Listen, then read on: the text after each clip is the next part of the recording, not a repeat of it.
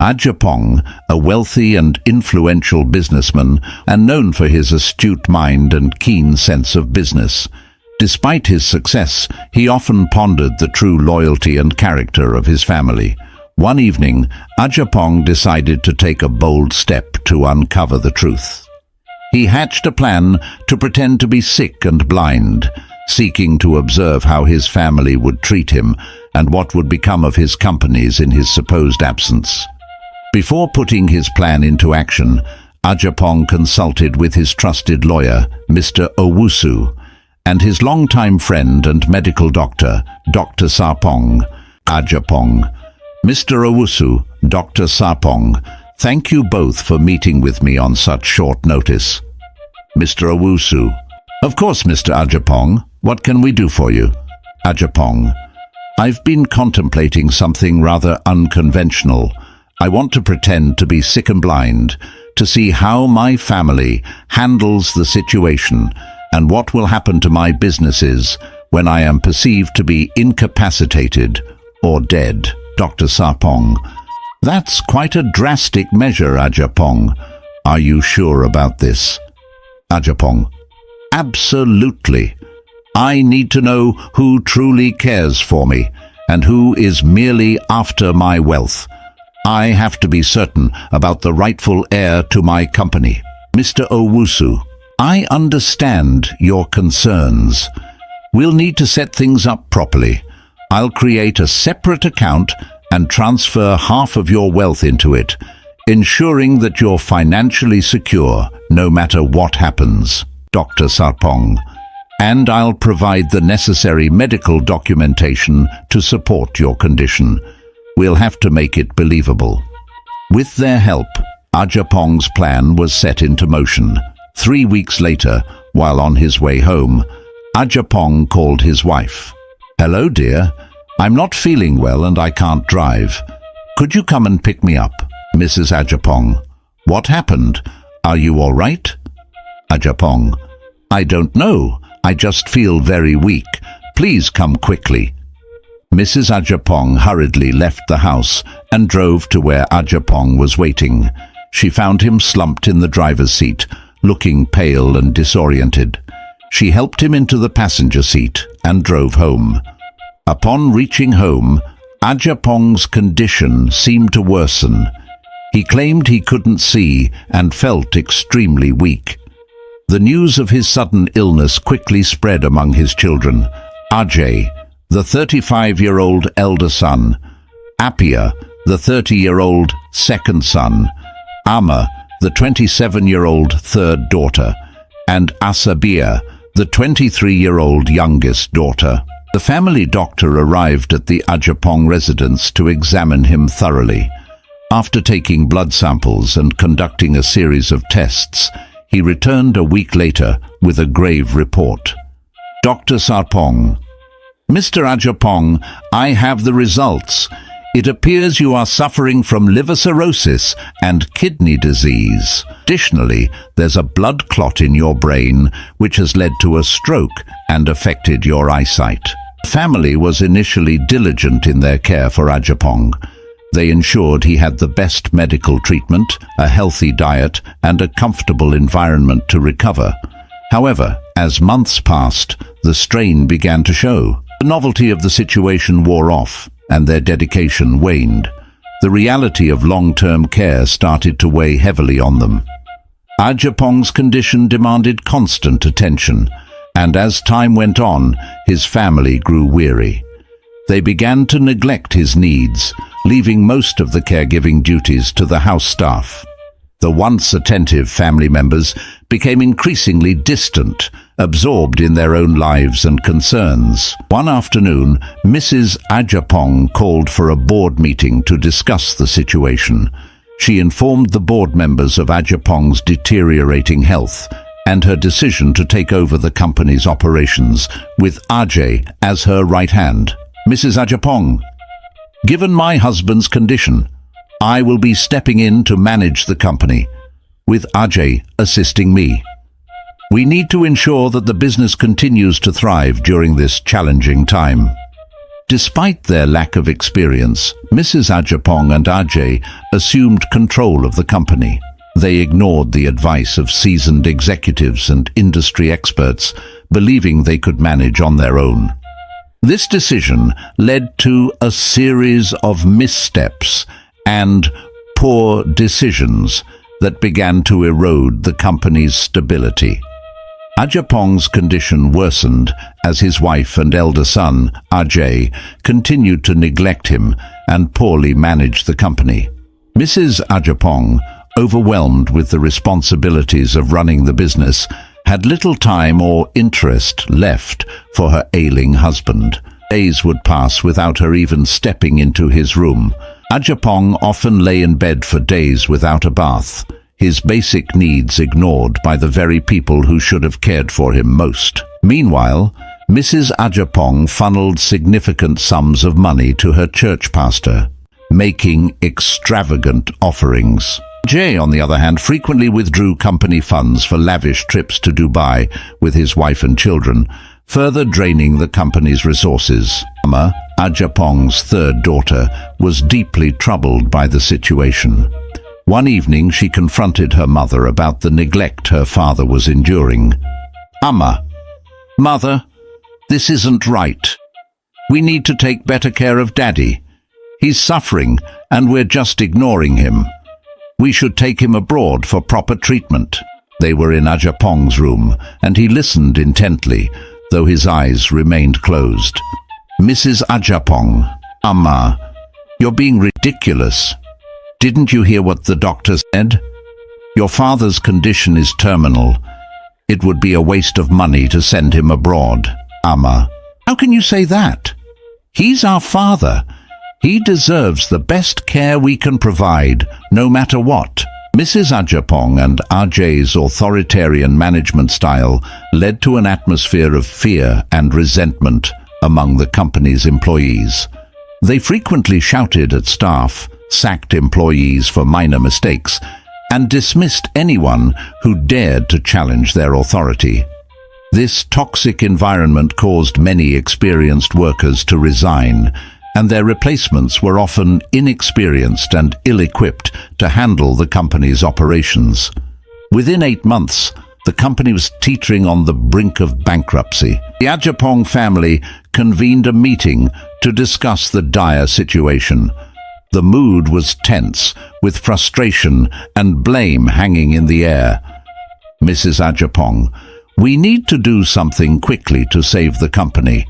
I suggest we sell one of our family houses to inject some cash into the business." "Appiah, absolutely not.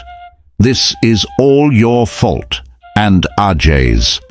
You both mismanaged everything, and now you want to sell our property to fix your mistakes?" The argument quickly escalated. Appiah, who had been quietly stewing over the mismanagement, finally exploded in anger. "Appiah, you two have ruined everything. You treated the employees like dirt and drove the company into the ground." "Ajay, how dare you speak to us like that? We did what we thought was best." "Appiah, best? By abusing your power and wasting money on luxuries and donations to the church. You've destroyed Father's legacy." Shouting turned into a physical altercation as Appiah and Ajay began to exchange blows. Their punches and shouts filled the room with chaos. Amma, witnessing the fight, could no longer contain her frustration and anger. "Amma, stop it! Both of you, just stop! Is this what we've come to? Fighting over the remains of what Father built, while completely ignoring his health and well-being?" A voice cut through the noise, bringing a moment of silence as her brothers paused, panting and glaring at each other. "Amma, Father needs us, and all you two can think about is the company and money. Have you forgotten the man who sacrificed so much for us? We need to focus on what truly matters." The room fell silent as the family members absorbed Amma's words. The realization of their misplaced priorities dawned upon them, and the weight of their actions began to sink in. Despite the family's initial attempts at unity and rebuilding, deeper issues continued to surface.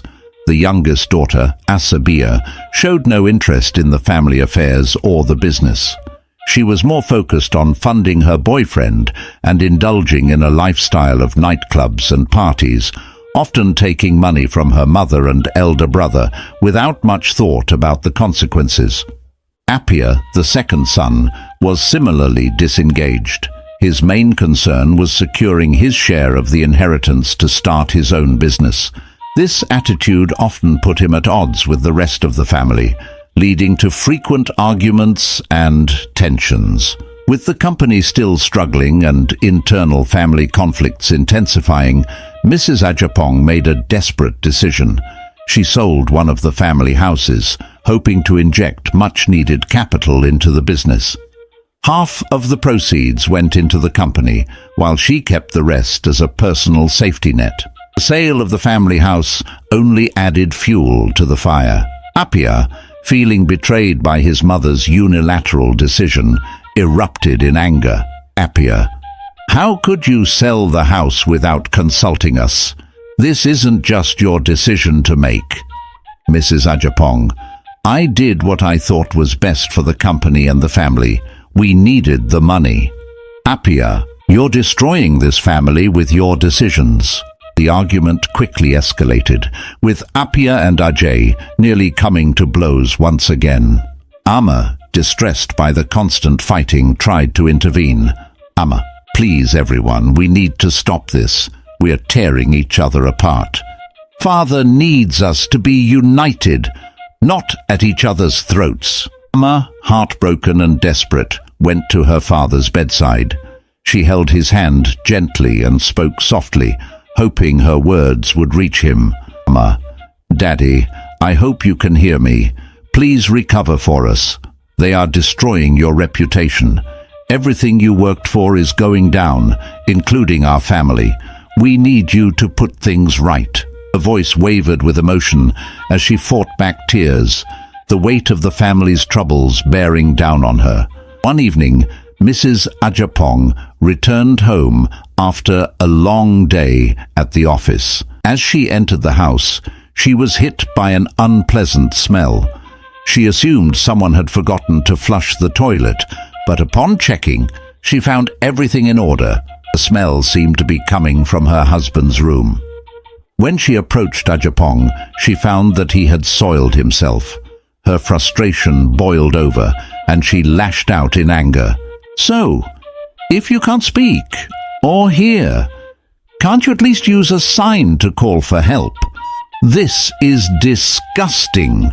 Her harsh words echoed in the room. She called the house staff to come and clean him up, instructing them to put a diaper on him. Whenever Mr. Agyapong was alone, he found himself crying softly, overwhelmed by the betrayal and neglect he felt from his family. "Mr. Agyapong, so this is how my whole family is treating me just because I'm sick? Wow, I made sure my kids never lacked anything in life. I gave them the best care, including my wife. But now they have ignored me." His tears were a mixture of pain and disbelief, his heart heavy with sorrow and disappointment. News of Mr. Agyapong's deteriorating health eventually reached his extended family in the village. Concerned and eager to offer their support, they decided to travel to Accra to visit him. The journey was long, but their love and concern for him kept their spirits high. Upon arriving at the gate of the Agyapong residence, they were met with an unexpected and harsh reception. "Mrs. Agyapong, what are you all doing here?" "Uncle Kwame, we heard about Agyapong's condition and came to see him. We want to support him and check on his health." "Mrs. Agyapong, you're not welcome here. Go back to the village. We don't need your help." The extended family was stunned by her words. They had traveled a long way, hoping to see their beloved relative, only to be turned away at the gate. "Auntie Efua, but we are his family. We care about him. How can you turn us away, Mrs. Agyapong? I said, leave. We have everything under control. Your presence here is unnecessary. Heartbroken, the extended family had no choice but to return to the village. As they made their way back, they discussed the situation and vowed to find another way to help Agyapong. Later that evening, Amma returned home from work and noticed her mother's unusually stern expression. Amma, Mother, what happened today? You seem upset. Mrs. Agyapong, your father's family showed up unannounced, thinking they could barge in here and take over. I sent them back to the village. Amma, what? They came all this way to see him. How could you turn them away? Mrs. Agyapong, we don't need their interference. We're managing just fine. Amma, disturbed by her mother's actions, decided to visit her father and share the news. Amma, Daddy, your family from the village came to see you today. Mother turned them away. They traveled all the way here to support you. Amma, visiting her father, spoke to him with the hope of lifting his spirits, but soon realized that he could not hear her. His condition had worsened to the point where he was almost completely isolated from those around him. Amma, Daddy, I wish you could hear me. We need you to get better. Please, don't give up. Despite her efforts, it became clear that her words were not reaching him. This realization filled her with even greater determination to ensure he was not abandoned. Mrs. Agyapong had taken over everything, controlling access to her husband and making decisions without consulting anyone. Despite Agyapong's support for his extended family and many others, anyone who tried to visit him was denied access. Mrs. Agyapong was part of a special women's group that met regularly. During one of their meetings, she confided in her friends about her husband's condition and the strain it was putting on her. Mrs. Agyapong, ever since Agyapong fell ill, I haven't had any intimacy. It's been so long since I felt close to anyone. One of her friends, Billionaire, who was known for her bluntness, gave her some controversial advice. Billionaire, you need to wise up, my friend. You're not too old to enjoy life. There are energetic young men out there who can satisfy you. You deserve to be happy. 3 days later, Billionaire introduced her to a young, energetic man named Kwesi, who she believed could fulfill Mrs. Agyapong's needs. Initially hesitant, Mrs. Agyapong found herself drawn to Kwesi's charm and youthful energy. What started as casual meetings quickly developed into a secret affair. She began to spend more time away from home, neglecting her responsibilities and her husband even further. Amma, noticing her mother's frequent absences and the worsening neglect of her father, grew increasingly concerned. She confronted her mother one evening. Amma, Mother, where have you been? Father's condition is getting worse, and he needs us now more than ever. Mrs. Agyapong, I'm doing everything I can. Amma, you don't understand the pressure I'm under. Amma, pressure or not, we can't abandon him. He needs our love and support. Amma, filled with anger and frustration, left her mother after their heated confrontation. She knew her father needed more than just her support. He needed his entire family to rally around him. Determined to make a difference, as she called her brothers and sister to explain the situation and plead for their help. Amma, we need to come together and support Daddy. He's in a terrible state and needs our attention now more than ever. Ajay, Amma, he's old. We can't waste our time.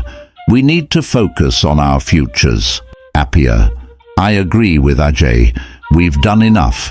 We can't keep putting our lives on hold for him. Asabia, I'm with them.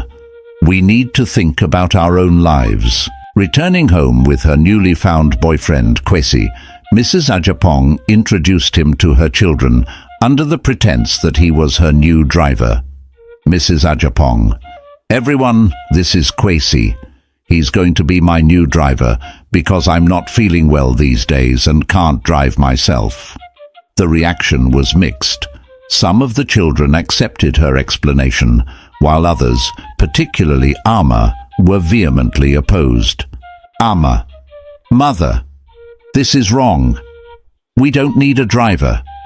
We need to focus on taking care of Daddy." Despite Ama's objections, Kwesi moved into the house, further straining the already fragile family dynamics. Every night, Mrs. Agyapong would sneak out of her room and visit Kwesi, continuing their secret affair under the same roof where her husband lay bedridden. Despite previous attempts to stabilize the company, Mrs. Agyapong and Ajay had once again mismanaged its finances, leading to another crisis. Desperate for a solution, they proposed selling 2 cars and another family house to inject money into the struggling business. A family meeting was called, and the atmosphere was charged with tension and frustration. Ajay: "We need to sell 2 cars and one of the houses to get the company back on track." Appiah: "This is ridiculous. We keep selling off our assets to fix your mistakes. At this rate, we'll have nothing left." Asabia: "I agree with Appiah. We need to find another solution.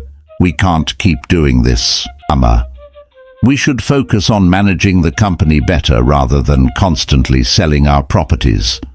Growing increasingly frustrated, Appiah made a bold suggestion. Appiah: "Why don't we just share Father's properties now? If we don't, we'll end up with nothing." Mrs. Agyapong: "That's not possible. Your father is still alive, and we can't divide his properties while he's still here." Appiah: "Then we need to find out if there's a will. Maybe Father made arrangements we don't know about." The family decided to call their lawyer, Mr. Owusu, to see if it was legally possible to divide Mr. Agyapong's properties or if there was a will. Mr. Owusu arrived later that day to address their concerns. Mr. Owusu: "I understand you have questions about Mr. Agyapong's estate. Let me clarify that as long as he is alive, his properties cannot be divided without his consent." Ama: "But is there a will? Did he make any arrangements for us?" Mr. Owusu: "Unfortunately, no. Mr. Agyapong had planned to make a will, but he was struck down by his illness before he could do so." The news left the family disappointed and anxious about the future. They had no clear direction on how to manage the company's crisis without further depleting their assets. Ajay: "So what do we do now? We need that money." Ama: "We need to rethink our strategy. Selling off more assets is not a sustainable solution. We should bring in external financial advisors to help us restructure the company." Ama's suggestion was met with some resistance, but ultimately the family agreed it was the best course of action. They decided to hire professional financial advisors to assess the company's situation and propose a viable recovery plan. The financial advisors began by conducting a thorough audit of the company's finances. They identified key areas of mismanagement and inefficiency and proposed several changes to streamline operations and reduce costs. Financial advisor: "We need to implement strict financial controls and cut unnecessary expenses. Additionally, we should explore new revenue streams and possibly seek strategic partnerships." Ama played a crucial role in convincing the family to support the advisor's recommendations. She emphasized the importance of trust and unity in overcoming the crisis. Ama: "We must trust the experts we've hired and work together to implement these changes. It's the only way we can save the company and protect our future." With the advisor's help, the company slowly began to recover. The new financial controls and strategic decisions started to show positive results. The family also began to heal their fractured relationships. understanding the importance of working together. Despite the positive strides made in recovering the company, Mrs. Agyapong and Ajay's insatiable love for money resurfaced. They decided they needed a significant amount of cash for personal projects. Ignoring the potential consequences, they planned to take a substantial sum from the company's funds. Mr. Mensah, their financial advisor, strongly advised against this decision, highlighting the severe impact it would have on the company's fragile recovery. Mr. Mensah, if you take this money out now, it will cripple the company. All the progress we've made will be undone. Ajay, we understand the risks, but this is something we need to do. Mrs. Agyapong, we'll find a way to manage. The company will survive. Frustrated by their refusal to heed his advice, Mr. Mensah felt he could no longer continue under these circumstances. The next day, he submitted his resignation letter. Mr. Mensah, I regret to inform you that I must resign from my position. My advice is being ignored, and I cannot be part of decisions that will harm the company. Amma was devastated by Mr. Mensah's resignation. She wept bitterly, knowing deep down that he was right. However, she felt powerless to change her mother and brother's minds. News of the financial advisor's resignation and the planned withdrawal of funds spread quickly through the family, sparking outrage and concern. An emergency meeting was called. Appiah, this is insane. We finally have things under control, and now you want to destroy everything for your personal gain. Asabir, this isn't what we should be doing. The company and Daddy's legacy should come first. Amma, we're making a huge mistake. We need to stop this now. Despite the heated arguments, Mrs. Agyapong and Ajay remained adamant about their decision. Amma, feeling helpless, realized the gravity of their actions, but was unable to convince them otherwise. One day, Mrs. Agyapong returned home and was met with a foul smell. She discovered that her husband had soiled himself again. Filled with anger and frustration, she decided she could no longer tolerate the situation. She ordered the house servant to move Mr. Agyapong to the boys' quarters, making it clear that this would be his new home. Mrs. Agyapong, take him to the boys' quarters. That will be his new home. I can't tolerate this nonsense anymore. The servant, hesitant but obedient, moved Mr. Agyapong to the small, isolated quarters at the back of the house. When Amma came home and found out what her mother had done, she was horrified. She immediately confronted her mother. Amma, Mother, how could you do this? Father doesn't belong in the boys' quarters. He's sick and needs our care. Mrs. Agyapong, Amma, I can't let him mess up the living room like that. It's disgusting and intolerable. Amma, tears streaming down her face, ran to the boys' quarters to comfort her father. She found him lying on a small bed, looking more fragile and defeated than ever. Amma, Daddy, I'm so sorry. I'm here for you. I won't let you be treated like this. Amma was the only one who truly cared about Mr. Agyapong's well-being. She made sure he was clean, fed, and as comfortable as possible. Despite her efforts, it was clear that her father's spirit was breaking under the weight of neglect and isolation. Meanwhile, Mrs. Agyapong continued to indulge in her newfound freedom and relationship with her boyfriend, Kwesi. She spent lavishly on him, their outings and group meetings. Her church projects also received substantial donations, draining more of the family's resources. Often, she wouldn't come home at night, leaving Amma to shoulder all the responsibilities. Desperate to change the situation, Amma reached out to her siblings once more, hoping they would finally see the gravity of their father's condition and come to his aid. Amma, please, we need to do something about father. He can't stay in the boys' quarters. He needs proper care and attention. Ajay, Ama, we've been through this. We have our own lives to live. Appiah, I told you before, our futures matter too. We can't keep sacrificing everything.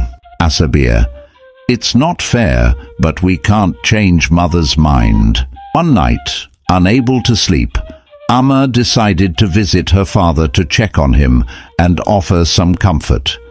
As she walked through the quiet house, she heard faint noises coming from her mother's room. Curiosity and concern compelled her to get closer and listen. To her horror, she realized that the sounds were of her mother and Kwesi, the so-called driver, engaged in an affair. Shocked and filled with anger, Ama couldn't hold back. She burst into the room, finding her mother and Kwesi naked and in a compromising position. "Ma, what is going on here? How could you do this, mother?" Mrs. Agyapong and Kwesi quickly tried to cover themselves, but the damage was already done. The room was filled with a tense silence as Mrs. Agyapong struggled to find words. "Mrs. Agyapong, Ama, this isn't what it looks like. You don't understand. I have needs, and Kwesi has been there for me when no one else has." "Ama, how could you say that? Father is lying sick in the next room and you're here with him. This is betrayal on the highest level." "Kwesi, Ama, please, let me explain." "There's nothing to explain. Get out of this house right now." Kwesi hurriedly dressed and left the room, knowing he had no place in this argument. Mrs. Agyapong, "Ama, you have to understand, I've been lonely and stressed. I needed someone to turn to." "Ama, lonely? Stressed? What about father? He's the one who's truly suffering, and you've completely abandoned him. You've spent money recklessly, neglected your responsibilities. And now this?" "Mrs. Agyapong, I've done what I had to do to survive. You think it's easy taking care of this family and the business?"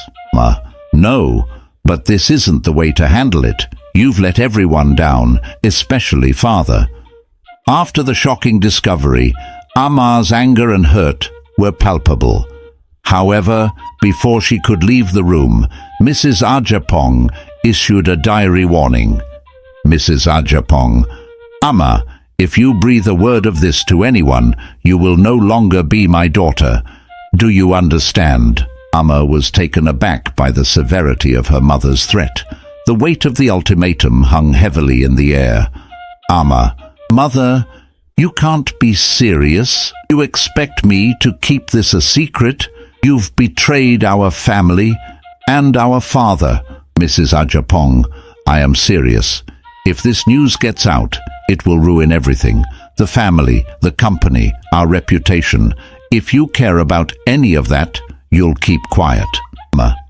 "What about father? What about his dignity? Doesn't that matter to you at all?"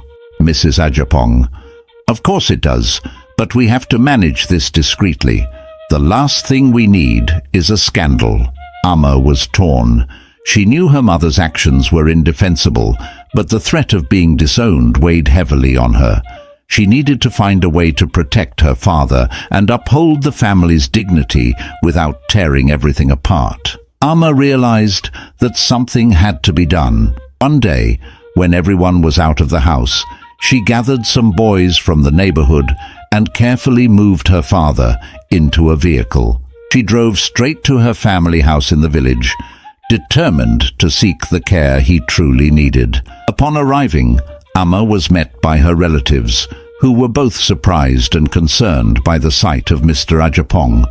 "Ama, Uncle Kwame, Auntie Ifwa, I've brought father here because his situation has become unbearable. The medicines and treatments in the city are no longer helping. I believe that with your help, we can treat him with herbs and traditional remedies." The family gathered around, listening intently as Ama explained the dire situation. The neglect, the betrayal, and the failing health of her father weighed heavily on her heart. "Uncle Kwame, Ama, you did the right thing by bringing him here. We'll do everything we can to help him. Our traditional remedies have helped many before, and we'll make sure he receives the best care." The family immediately took action. They prepared a comfortable room for Mr. Agyapong and began to gather herbs and traditional medicines known for their healing properties. The village healer, renowned for his knowledge of herbal treatments, was brought in to oversee the care. "Healer, we will start with a cleansing regimen to rid his body of any toxins. Then we will use specific herbs to strengthen his liver and kidneys." Amma felt a sense of relief as her father was finally surrounded by people who genuinely cared for his well-being. As the family gathered to discuss Mr. Agyapong's condition, many members expressed their willingness to help. They remembered how he had supported them when he was rich and healthy and felt it was their duty to repay his kindness. "Uncle Kwame, Agyapong has done so much for us. It's our turn to take care of him now. Let's all contribute what we can to ensure he gets the best care." Most family members nodded in agreement, pledging their support. However, a few grumbled, feeling that Agyapong could have done more for them in the past. These dissenters chose to leave and made no contributions to his well-being. "Cousin Yao, he should have done more when he had the chance. I won't be contributing." Auntie Akosua, "It's disappointing, but we can't force everyone to help. We'll do our best with what we have." As the evening drew to a close and the family dispersed, Mr. Agyapong called the herbalist to his side. The herbalist, who had been diligently preparing treatments and overseeing his care, was surprised by the request. "Mr. Agyapong, herbalist, I need to tell you something important. The truth is, I am not actually sick. I am a healthy man. I wanted to spend some weeks here to see how my family would treat me." The herbalist was taken aback by the revelation. He had believed, like everyone else, that Mr. Agyapong was gravely ill. "Herbalist, you mean to say this was all a test? I am shocked. But why would you do this, Mr. Agyapong? I needed to know who truly cares for me and who is here only for the money. It's a way to see their true nature. Now that I see the genuine love and support from most of my family, I feel reassured." The herbalist's agreement. After processing the information, the herbalist nodded in understanding. He saw the wisdom in Mr. Agyapong's plan and agreed to continue the ruse. Herbalist, "I understand, Mr. Agyapong. I will keep your secret and continue as if nothing has changed. You will have your time to observe." In the following days, Mr. Agyapong quietly observed his family's behavior. He saw the genuine efforts of those who cared deeply for him and appreciated their love and support. He also noted the absence of those who had chosen not to help. It had been a month since Amma brought her father to the herbalist's place in the village. One evening, as she sat by his side, her thoughts heavy with worry, she suddenly noticed a change in her father. To her astonishment, he slowly sat up, looking strong and energetic. It was as if he had been magically restored. Overwhelmed with emotion, Amma began to cry. The sight of her father, who she believed to be gravely ill, now vibrant and healthy, was too much to take in. "Amma, Father, you're awake. You're strong again. I can't believe it." Mr. Agyapong gently held Amma's hand, his eyes filled with a mix of gratitude and seriousness. "Mr. Agyapong, Amma, my dear, please don't worry. I have never been sick. I pretended to be ill to see how my family and loved ones would treat me in my time of need." Amma was stunned by his words, unable to fully grasp what he was saying. "Amma, you pretended? But why, Father?" Mr. Agyapong took a deep breath, ready to explain his actions. "Mr. Agyapong, I needed to know the truth. I wanted to see who among my family and friends would stand by me out of genuine love and loyalty. and who would be driven by greed and self-interest. I didn't want my company to fall into the wrong hands after my death. He continued, his voice filled with both sorrow and resolve. Mr. Agyapong, I am fully aware of what has been happening in the city. I know how your mother and siblings have been fighting over properties and mismanaging the company. I also know about your mother's infidelity. Amma's heart ached as she listened to her father's words, realizing the depth of his pain. Amma, Father, it's been so hard watching them destroy everything. I tried to help, but they wouldn't listen. Mr. Agyapong, Amma, you have shown me what true love and dedication look like. Your sacrifices, your unwavering care, and your integrity have proven that there is at least one wise and loyal person among my children who can manage my company and continue my legacy. Mr. Agyapong sighed deeply, reflecting on the actions of his wife and other children. Despite knowing where I was, your mother and siblings never once visited me to check on my health. They were too busy fighting over properties and ruining the company. Their neglect and betrayal are clear now. He paused, looking deeply into Amma's eyes. Mr. Agyapong, Amma, you are the rightful heir to my company and properties. I have seen your strength, wisdom, and compassion. You are the one who can lead our family and preserve what I have built. Tears flowed freely down Amma's face as she absorbed her father's words. She felt a profound sense of responsibility, but also a deep gratitude for his trust in her. Amma, thank you, Father. I promise to honor your trust and do everything I can to protect and grow your legacy. News of Mr. Agyapong's miraculous recovery quickly spread across the village. Family members who had previously refused to help him when he was supposedly sick started visiting him, wearing fake smiles and pretending to care. Mr. Agyapong, however, was not fooled by their sudden change of heart. Mr. Agyapong, why are you acting as if you care now?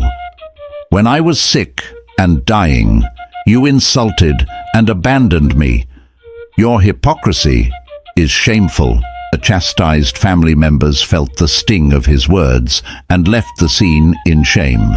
Mr. Agyapong took this opportunity to advise the entire community about the importance of genuine love and support. Mr. Agyapong, true love and support should be unwavering.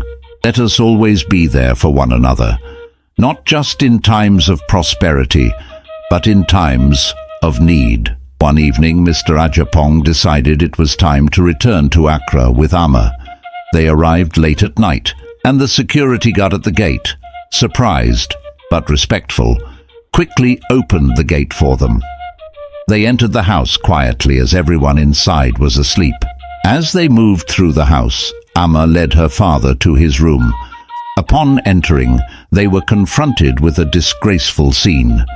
Mrs. Agyapong was in bed with the driver. Shocked and appalled, Amma and Mr. Agyapong stood in silence for a moment. Mrs. Agyapong, seeing her husband, "Oh my God! Is this a ghost?" She was terrified until she saw Amma stepping into the room. Realizing the truth, Mrs. Agyapong was struck with fear and shame. Amma quickly pointed out that the CCTV cameras had been capturing everything happening in the house during his absence. Mother, everything you've done has been recorded. Your infidelity, your betrayal, it's all on camera. Mrs. Agyapong was speechless, the weight of her actions crashing down on her. Mr. Agyapong, maintaining his dignity, did not say a word. He simply turned and walked out of the room, heading to the boys' quarters, the place where he had been forced to stay when he was supposedly sick. Mr. Agyapong settled into the small, modest quarters, reflecting on the events of the night. Despite the betrayal and hurt, he found solace in the fact that he now knew who truly cared for him. The next morning at dawn, Mrs. Agyapong, overwhelmed with shame, packed a few of her belongings, and left the house quietly. The atmosphere in the house was tense as the first son, Ajay, began blaming their mother for the family's troubles, while the second son, Appiah, blamed Ajay for their financial mismanagement. Ajay, this is all mother's fault. Her infidelity and poor decisions ruined everything. Appiah, don't pin this all on her. You're the one who wasted company funds on personal luxuries. Before the argument could escalate, Mr. Agyapong intervened. Enough. Blaming each other will not solve anything. We must focus on moving forward and making things right. The apology. 2 weeks later, Mrs. Agyapong returned, accompanied by church pastors, elders, and family members. They came to apologize on her behalf, hoping to mend the fractured family. Upon their arrival, Mr. Agyapong had prepared to present the evidence of his wife's infidelity and the children's misbehavior, captured on CCTV. Mr. Agyapong, before we discuss anything further, I want you all to see the truth. He played the videos, showing the entire room the extent of Mrs. Agyapong's betrayal and the children's actions. The room was silent, filled with the uncomfortable reality of their behavior. Mrs. Agyapong was sweating, deeply ashamed. As the videos ended, the church pastors, elders, and family members found themselves without words or reason to defend her actions. They quietly left the room, unable to face the shame. Mrs. Agyapong, I am truly sorry. She gathered her belongings and attempted to take one of the family cars, but Mr. Agyapong stopped her. Mr. Agyapong, you will not use any of my cars. You have sold many of them already. Find another way. A few days later, Mr. Agyapong brought in his lawyer, Mr. Owusu, to finalize his will.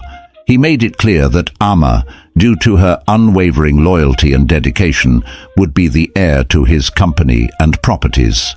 Mr. Agyapong, Amma, you have proven yourself to be the rightful heir. I trust you to continue my legacy with integrity and love. As the legal processes were completed, Mr. Agyapong reflected on the importance of making proper measures to ensure the continuity of one's legacy. With Amma now officially in charge, the family began to work towards rebuilding their lives and the company. Her leadership brought a renewed sense of purpose and stability. The company, once on the brink of collapse, started to recover under her guidance. Amma's journey from devoted daughter to rightful heir was a testament to the power of love, integrity, and resilience. She led the family and the company with a commitment to honor her father's legacy and ensure its continuity for future generations. Through trials and tribulations, the Agyapong family emerged stronger, united by the lessons learned and the unwavering bond that now held them together. They looked forward to a future filled with promise, carrying forward the legacy of a man who had tested their hearts and found the true heir among them. Mr. Agyapong's story brings to mind another very successful and wealthy man from Ghana, specifically from Koforidua. This man too faced a tragic fate that mirrors the struggles seen in the Agyapong family. This man passed away during the COVID-19 pandemic. Despite his immense success and influence, he has not been buried to this day. The reason for this delay is the ongoing disputes among his children and extended family over his properties. This infighting has not only tarnished his reputation, but is also gradually collapsing his once thriving business empire. This man was highly successful, with strong connections to both current and former presidents of Ghana, who even attended his one-week celebration. His life was a testament to hard work and dedication, yet the legacy he left behind is now in jeopardy because of familial greed. But ever since I left Ghana, I received information that he has not been buried, all because of the family's greed. Reflecting on these stories, it becomes clear how crucial it is for families to unite and cherish the legacies left behind, rather than allowing greed to destroy what was built with love and hard work.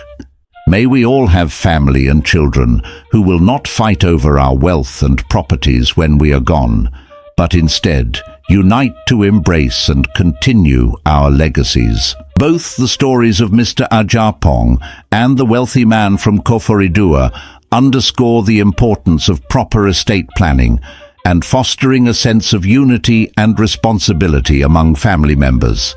Ensuring that your legacy is preserved requires not just legal measures, but also instilling values of respect and cooperation in your loved ones.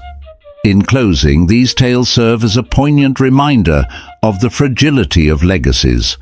They urge us to look beyond material wealth and focus on the enduring values of love, unity, and respect. By doing so, we can ensure that our life's work continues to flourish, bringing honor to our name long after we are gone.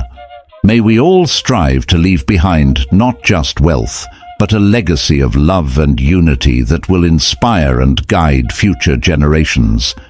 Thank you for watching this story on An Ant's Web of Tales.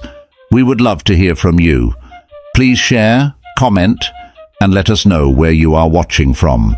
Your feedback and engagement mean the world to us. Did you know that over 90% of people who watch our videos don't subscribe? We kindly plead with you to hit that subscribe button and join our community. By subscribing, you'll never miss out on our latest stories and updates. Thank you for being a part of An Ant's Web of Tales. Together, let's keep these stories alive and thriving.